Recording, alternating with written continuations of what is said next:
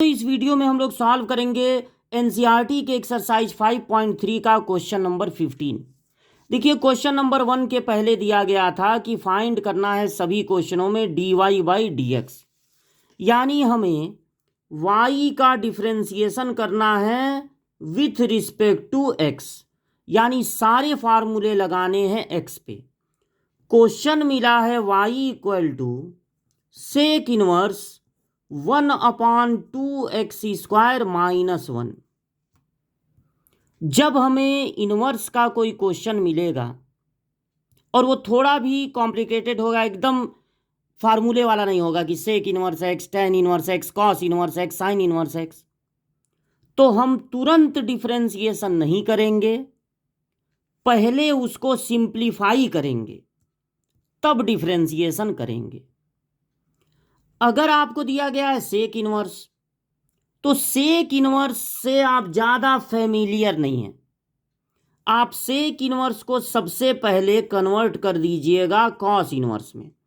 Sec inverse को cos inverse में convert करना बहुत आसान है, बस साथ वाली चीज़ का रेसिप्रोकल हो जाएगा, क्योंकि सेक और कॉस एक दूसरे के रेसिप्रोकल होते हैं।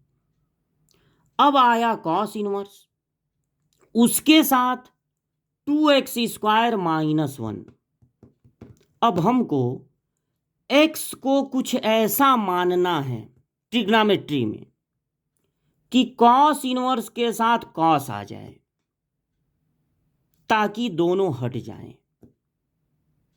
अब सोचना यह है कि x को क्या मानना अच्छा रहेगा, साइन, कॉस या टेन, क्या मानना अच्छा रहेगा।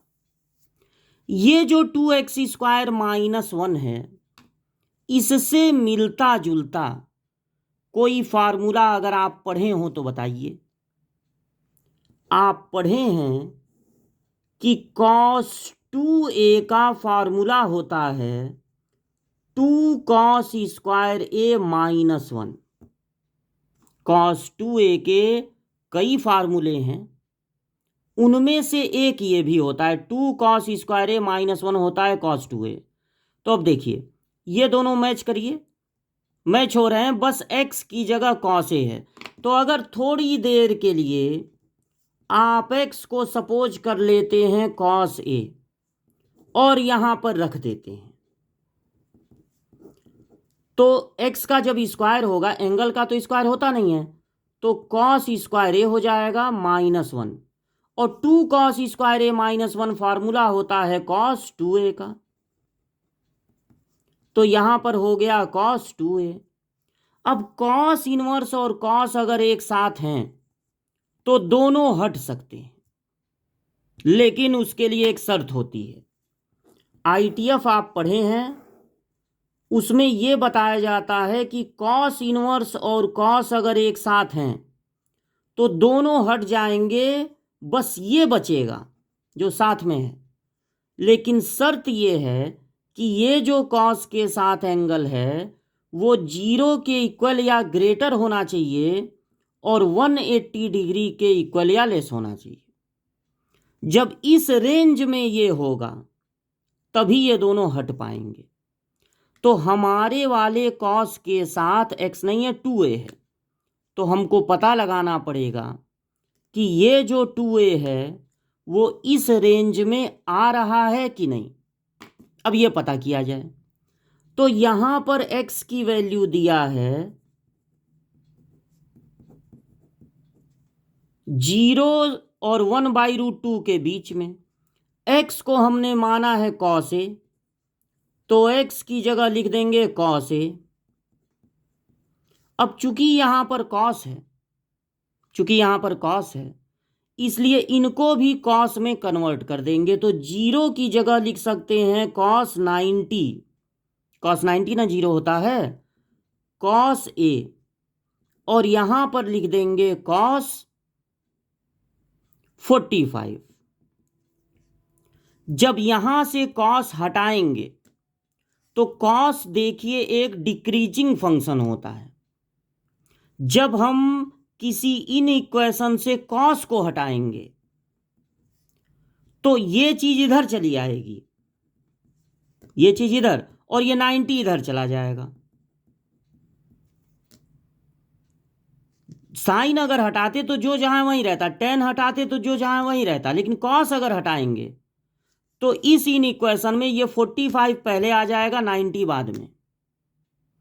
अब हमको पता लगाना है 2a, तो इसमें 2 से मल्टीप्लाई कर देंगे तो ये हो जाएगा 90, ये हो जाएगा 2a, और ये हो जाएगा 180। यानी कि जो कॉस के साथ एंगल है वो 90 और 180 के बीच में। हमने ये कहा कि कॉस के साथ वाला, कॉस इनवर्स के साथ वाला कॉस तभी हटेगा जब एंगल हो 0 से लगाए 180।